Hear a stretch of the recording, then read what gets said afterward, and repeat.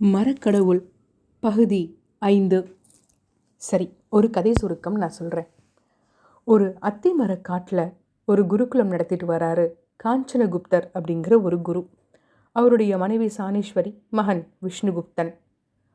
அந்த ஊர் எல்லையை, அந்த ஊர் முழுக்க ஆட்சி செய்கிறவர் புலிவேமு அப்படிங்கிற அரசர். பர்டிகுலராக இந்த அத்திமர வனமும் இந்த குருகுலம் நடத்தும் இந்த காஞ்சனகுப்தரின் குடிலும் இருக்கும் இந்த இடத்தோட ஊர் தலைவராக பரப்பு சுவாமி அப்படின்னு ஒருத்தர் இருக்கார். அதே குருகுலத்தில் பரப்பு சுவாமி, அதாவது காஞ்சனகுப்தர் நடத்துகிற குருகுலத்தில் பரப்பு சுவாமி ஊர் தலைவர் இருக்கார் இல்லையா, தன்னுடைய மகன் சசாங்கனை கொண்டு வந்து சேர்க்குறாரு. காஞ்சனகுப்தர் மகன் விஷ்ணுவும் பரப்பு சுவாமி மகன் சசாங்கனும் நல்ல நண்பர்களாக இருக்காங்க. ஆனால் ஒரு காரணம் ஒன்று வருது. அதாவது முதல்ல ஒரு அவசியம் ஏற்படுது. அந்த அவசியத்தின் காரணமாக விஷ்ணு சசாங்கன் மொத்த குடும்பத்தையும் ஒரு சிக்கலில் மாட்டி விடுறாப்புல. எதுக்காக மாட்டி விடுறாரு, அவங்களுக்கு என்ன தண்டனை கிடைக்குது, யார் இதையெல்லாம் செய்கிறது அப்படிங்கிறத தெரிஞ்சுக்கிறதுக்கும், இந்த கதை கூடவே பேரலாக தானநந்தா பத்மாங்கி அப்படிங்கிற மன்னர், அரசி, அவங்க பசங்க பிபத்தநந்தா, துர்தரா, இவங்களுடைய கதையும் ட்ராவல் ஆகி வருது. தானநந்தா குடும்பத்தில் என்ன ஒரு சிக்கல் இருக்குன்னா, துர்தரா அப்படிங்கிற அழகிய பொண்ணு பிறக்கிறாங்க. பொண்ணு தான் பிறக்கும்னு ஒரு அகோரி வந்து குறி சொல்கிறாரு. அவர் சொன்ன மாதிரியே அழகான பெண் குழந்தை பிறக்கிறா. அவள் பிறந்து கொஞ்ச நாளில் திரும்பவும் அதே அகோரி வந்து, உன் பசங்க ரொம்ப நல்ல தலைவிதியோடு பிறந்திருக்காங்க, நல்ல செல்வங்கள், அரசன் அரசியா அப்படி தான் அவங்க வாழ்வாங்க. ஆனால் அவங்களுக்கு ஒரு சின்ன கண்டம் ஒன்று இருக்குது. அதை நீ செஞ்சு அவங்கள அதாவது என்ன செஞ்சு காப்பாற்றலாம் அப்படின்னா, உங்கள் அப்பா உனக்கு ஒரு வேலையை விட்டுட்டு போயிருக்கார் இல்லையா, அவர் உயிர் நீக்கிறப்ப உன்கிட்ட ஒரு வரம் கேட்டார், நீயும் செய்கிறேன்னு சொன்னேன். அந்த விஷயத்தை நீ செஞ்சானா உன் பசங்களுக்கு ஆயுசு கெட்டியாயிரும் அப்படின்னு சொல்கிறாங்க. இந்த குட்டி பாப்பா துர்தராவுடைய ஜாதகம் ரொம்ப விசித்திரமாக இருக்குது. அவள் ஒரு மிகப்பெரிய மகாராணியாக இருப்பா. ஆனால் அவள் கல்யாணம் பண்ணி போகிறது ஒரு காட்டுவாசியை. ஒரு மிகப்பெரிய பேரரசனை ஈன்றெடுப்பா. ஆனால் அவள் இறந்து போய் தான் குழந்தையை பெற்றுக்குவா. இப்படி தான் அவள் ஜாதகத்தில் ஒரு குறிப்பு இருக்குது. இதெல்லாம் யார் சொன்னால் இப்படி நடந்தது அப்படிங்கிறத கேட்க இந்த மரக்கடவுள் கதையோட பிளேலிஸ்ட்டில் போயிட்டு முன் கதையை கேட்டுட்டு வாங்க. இப்போ நான் இதுக்கப்புறம் நடக்க போகிற கதையை தான் சொல்ல போகிறேன். பகுதி 5. காஞ்சனகுப்தர் திகைத்து போய் அமர்ந்திருந்தார். வேமூல மன்னன் புலிவேமுவிடம் அத்திமலை ரகசியத்தை கூறும்படி நிர்பந்தித்து கொண்டிருந்த பரப்பு சுவாமி குடும்பத்துடன் கைது செய்யப்பட்டதும், புதிய ஊர் தலைவராக தனது மைத்துனன் சுபாகரனை நியமித்துவிட்டு அத்தியூரானை தரிசிக்காமல் கூட புலிவேமு மீண்டும் வேமுலம் சென்றதையும் அவரால் நம்பவே முடியவில்லை. எல்லாமே அத்தியூரானின் செயல்தான். ஒரு வேதிய சிறுவனாக ஊர் எல்லையில் மன்னனுக்கு காட்சி தந்து அவர் மனதை மாற்றிவிட்டான். சானீஸ்வரியிடம் கூறிக்கொண்டிருந்தார் காஞ்சனகுப்தர். அதை கேட்டு விஷ்ணுகுப்தன் தனக்குள் சிரித்து கொண்டான். தந்தையின் முகத்தினில் நிலவிய நிம்மதியையும் மகிழ்ச்சியையும் கண்டு மனம் பூரித்தான் விஷ்ணு. தனது குடலின் வெளித்திண்ணையில் அமர்ந்து அன்றைய பாடங்களுக்காக காஞ்சனகுப்தரின் சுவடிக்கட்டில் இருந்து உருவி வைத்திருந்த சுவடிகளை வரிசைப்படுத்தி கொண்டிருந்தான். அப்போது குடிலை நோக்கி வந்தார் ஒருவர்.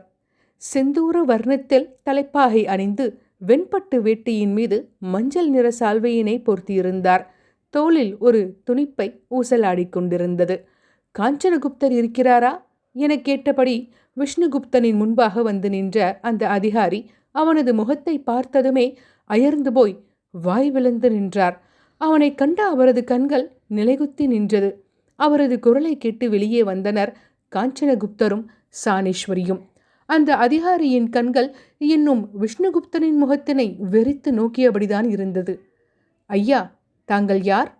காஞ்சனகுப்தர் கேட்ட பிறகே தன் நிலை உணர்ந்து அவரை நோக்கினார். ஐயா, தாங்கள்தான் காஞ்சனகுப்தர் என நினைக்கிறேன். மன்னர் புலிவேமுவினால் புதிய ஊர் தலைவராக நியமிக்கப்பட்டுள்ள சுபாகரின் ஆலோசகர் கங்காதரர் நான்.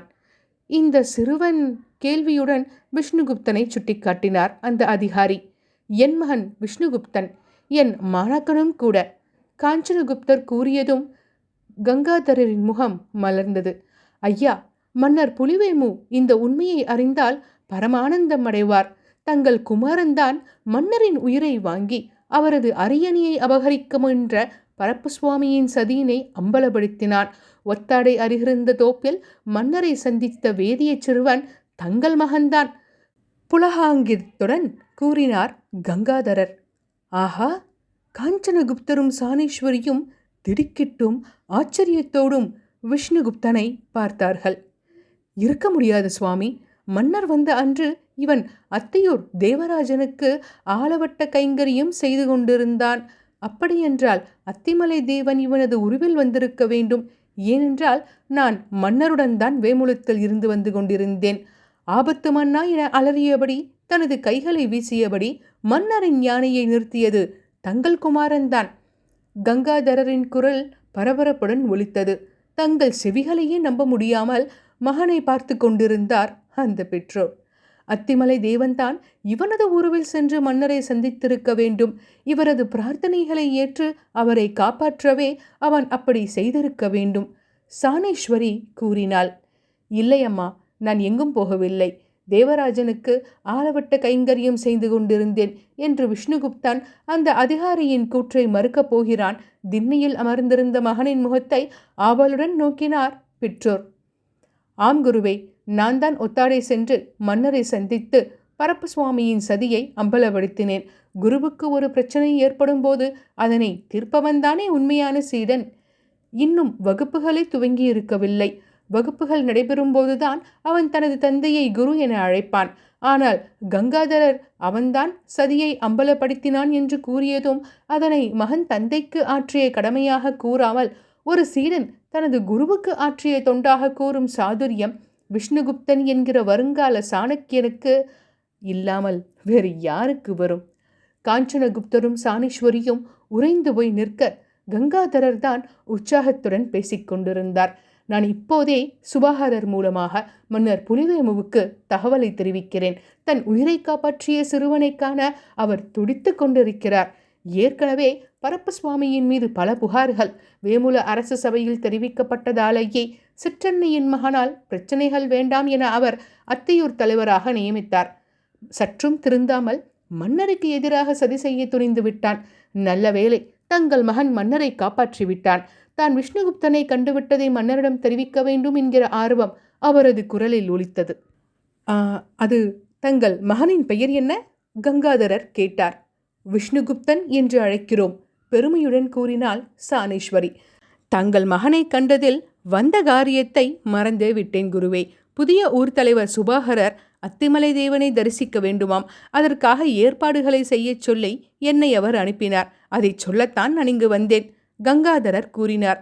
அதற்கென்ன, அழைத்து வாருங்கள், காஞ்சனகுப்தர் கூறினார்.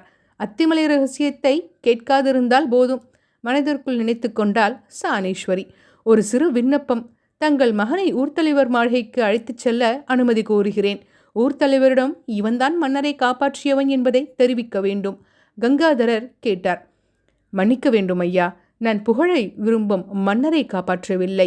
சாதாரண ஒரு பிரஜையின் செவியில் ஒரு சதித்திட்டம் விழும்போது அதனை மன்னரிடம் தெரிவிப்பது கடமைதான். நான் பெரிதாக எதையும் செய்துவிடவில்லை. இதற்கு நன்றி கடன் என்ற பெயரில் என்னை என் பெற்றோரிடம் இருந்து பிரித்து விடாதீர்கள். இந்த அமைதியான சூழ்நிலையில் எனது தந்தை தாய்க்கு கடமை செய்து கொண்டு அத்திமலையானுக்கு கைங்கரியம் செய்வதில் கிடைக்கும் ஆனந்தம் அரச சபையில் கிட்டுமா? கங்காதரர் வியப்பின் உச்சிக்கே சென்று விட்டார். இந்த சிறு பாலகன் பெரிய அறுவலையாக பேசுகின்றானே. சுவாமி, இன்னும் ஒரு சந்தேகம். அடியேன் விருட்சசாஸ்திரம் பயின்றவன், ஒரு ஜோதிடனும் கூட. இந்த அத்தியூரில் எங்கோ தேவ உடும்பர மரம் இருந்ததாமே, தற்போது இருக்கிறதா? கங்காதரர் கேட்டதும் காஞ்சனகுப்தரின் முகம் சுருங்கியது. இது என்ன ரோதனை என்பது போன்ற மனைவியின் முகத்தை அவர் பார்க்க, அநேகமாக சுபாகரரும் கங்காதரரும் பரப்பு சுவாமியின் வழியில்தான் செல்ல போகிறார்கள் என நினைத்தான் விஷ்ணுகுப்தன். தனது மூளைக்கு மீண்டும் வேலை கொடுக்க வேண்டும் என்று நினைத்த மாத்திரத்திலேயே விஷ்ணுகுப்தனுக்கு சிரிப்பு வந்துவிட்டது. கடகடவென சிரித்தபடி தாய் தந்தையரை நோக்கினான். அவ்வாறு அவன் சிரித்த போது முத்துக்களை போன்று தனது பற்களை காட்டி வாய் திறந்து சிரிக்க அந்த அழகை மெய்மறந்து நோக்கினார் கங்காதரர். அவனது பெற்றோர்களும் அந்த சிரிப்பை காண தவறவில்லை. ஏ கேசோ பயாதத்தஹா என்கிற புருஷ சூக்கத்தின் வாக்குப்படி இறைவன் முதலில் ஒரு பல்வரிசையுடைய ஜீவன்களை படைத்தான் என்கிற வரி அவரது செவிகளில் ரீங்கரிக்க, இரு பல்வரிசைகளையும் காட்டி கலகலவென நகைத்து கொண்டிருந்த விஷ்ணுகுப்தனை பிரமிப்புடன் பார்த்து கொண்டிருந்தார் கங்காதரர். சாமுத்திரிக லட்சணங்களை அறிந்திருந்த கங்காதரர் உச்சந்தலையில் உள்ள சுழியில் துவங்கி கால் கட்டை விரல் ரேகைகள் வரை உள்ள லட்சணங்களுக்கு உரிய பலன்களையும் தகுதிகளையும் கரைத்து குடித்திருந்தார். இம்மாதிரியாக நேர்த்தியான பல்வரிசைகளை மேலும் கீழுமாக பெற்று பற்களின் நுனிகள் கூரிய கோரைகளாக தோன்றினால் ஒருவன் பெரிய சாம்ராஜ்யத்தை அமைத்து அதனை ஆள்வான் என்கிற சாஸ்திரம் சிந்தையில் உரைக்க, காஞ்சனகுப்தரை பயபக்தியுடன் நோக்கினார் கங்காதரர். குருவே, நான் ஒன்று சொல்ல வேண்டும். தங்கள் திருக்குமாரனது பல்வரிசைகளை பார்க்கும்போது இவன் ஒரு பெரிய சக்கரவர்த்தியாக திகழ்ந்து இந்த உலகையே ஆளப்போவது உறுதி. இவனது புகழ் இந்த உலகம் உள்ளளவு நிலைத்திருக்கப் போகிறது என்பதில் எம்மையும் சந்தேகம் இல்லை. கங்காதரர் கூற காஞ்சனகுப்தரும் சாணேஸ்வரியும் திகைத்து போனார்கள். விஷ்ணுகுப்தன் மட்டும் சிலர்ப்புடன் கங்காதரரை பார்த்தான். அதிகாரியே, எதனை வைத்து அவ்வாறு கூறுகிறீர்கள்? சற்றே ஆர்வத்துடன் கேட்டான் விஷ்ணு. விஷ்ணுகுப்தா, உனது பல்வரிசையை வைத்துத்தான் இதை கூறினேன். சுவடியில் இன்றே பதிவு செய்துகொள். இன்று அஸ்த நட்சத்திரம். ஹஸ்தம் என்றால் கை. உனது அஸ்தம் செங்கோலை நிச்சயம் ஏந்தும். என்றாவது ஒரு நாள் உனது பெயருக்கு முன்பாக சக்கரவர்த்தி என்கிற அடைமொழி சேருகிறதா இல்லையா என பாரேன். இவ்வாறு கூறிய கங்காதரர் காஞ்சனகுப்தரை வணங்கிவிட்டு அவசரமாக அங்கிருந்து திரும்பிய போது அவரது தலைப்பாகை நழுவியது. அதனை கையால் பிடித்துக்கொண்டு அவர் விரைந்ததை பார்த்து கொண்டிருந்தனர் விஷ்ணுகுப்தனும் அவனது பெற்றோரும். சற்று நேரம் கழித்து தந்தையின் குரலை கேட்டு திரும்பினான் விஷ்ணு. விஷ்ணு, என்னதெல்லாம்? புலிவேமுவுக்கு எதிராக பரப்பு சுவாமி சதி செய்தார் என்பதை எங்கனம் அறிந்தாய்? தனது மகனை ஆச்சரியத்துடன் நோக்கினார். விஷ்ணுகுப்தன் சிரித்தான். தந்தையே, சதி நடந்தது என யார் கூறியது? சதி நடப்பதாக எனது யூகத்தை மட்டுமே கூறினேன். அவ்வளவே. நம்பியது மன்னன் தவறு. அவர் நம்பிக்கையின்மையை சம்பாதித்தது பரப்பு சுவாமியின் தவறு. ஒரு தகவல் வரும்போது அதனை ஆராயவில்லை என்றால் ஊர்த்தலைவனின் விதியே மாறும் என்பதற்கு ஒரு ஆதாரம்தான் இந்த நிகழ்வு. விஷ்ணுகுப்தன் சொல்ல அவனது பெற்றோர் இருவரும் அவனை ஆடிப்போய் ஆச்சரியத்தோடு நோக்கி கொண்டிருந்தனர். என்ன சொல்ல முயல்கிறாய் விஷ்ணு? சாணேஸ்வரியின் குரலில் பிரதிபலித்தது மலைப்பா, இல்லை அச்சமா, இல்லை கோபமா?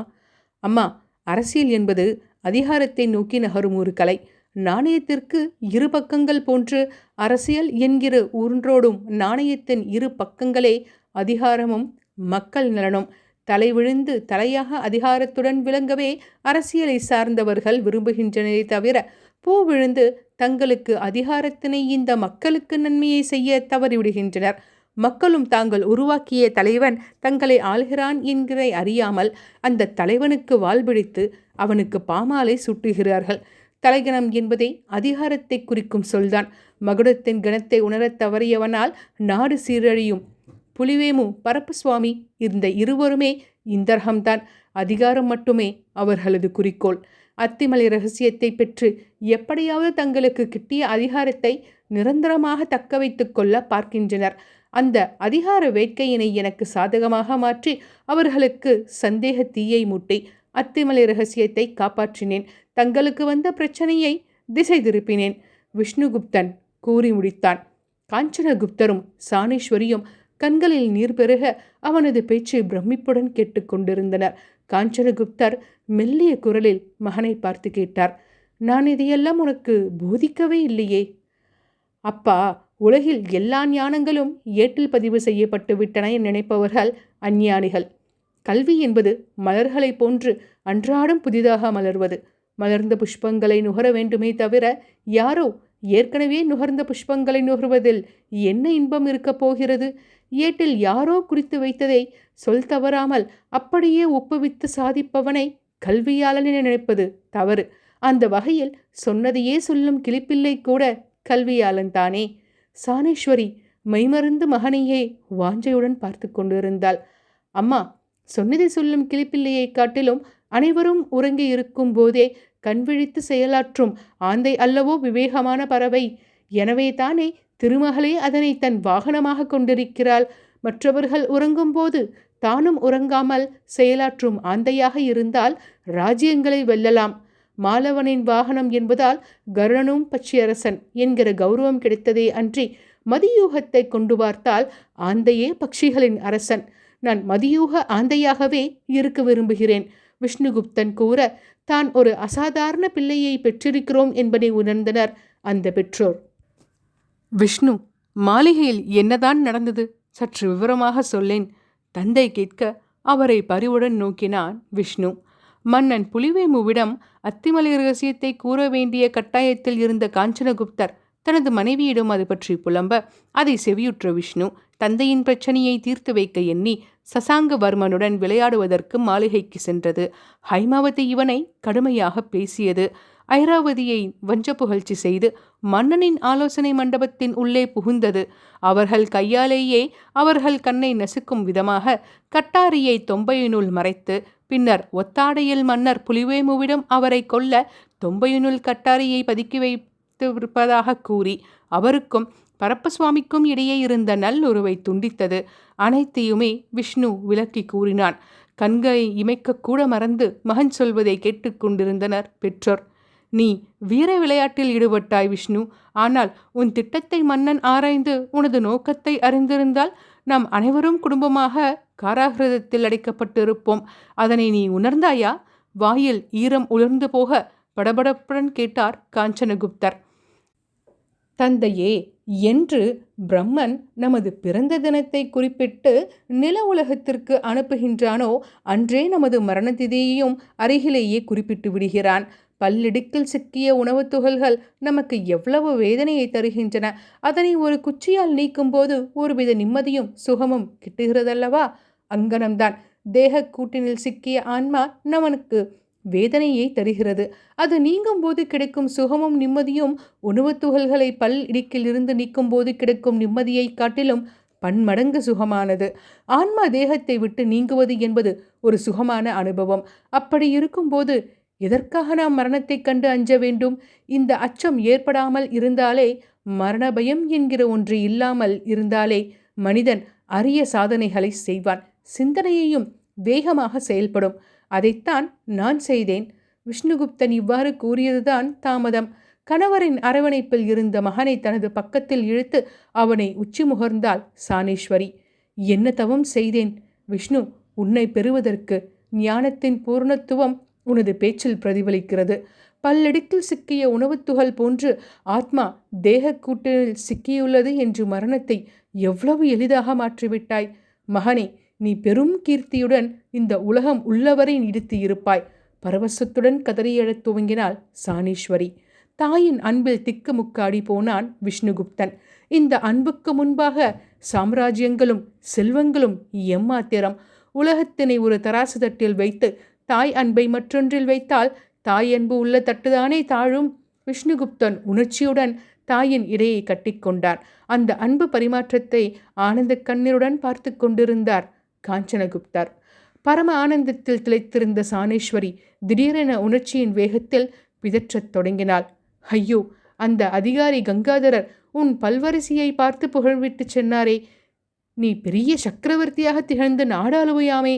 அப்படியானால் நீ என்னை விட்டு பிரிந்து போய்விடுவாயா? நீ மன்னராகிவிட்டால் உன் தலையில் மகுடம் திகழுமே.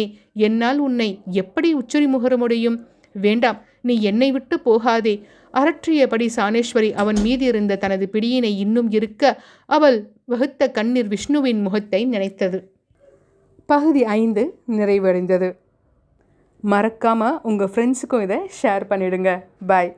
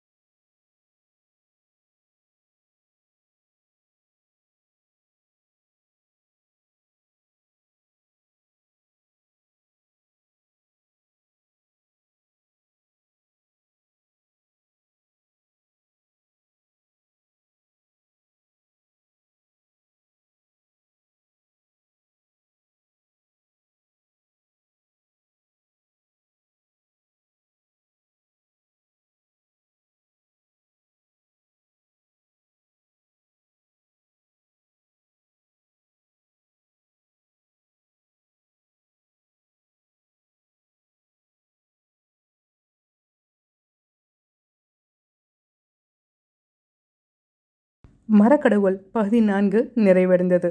அடுத்த எபிசோடுக்கு காத்திருங்க, சீக்கிரமாக அப்லோட் பண்ணுறேன்.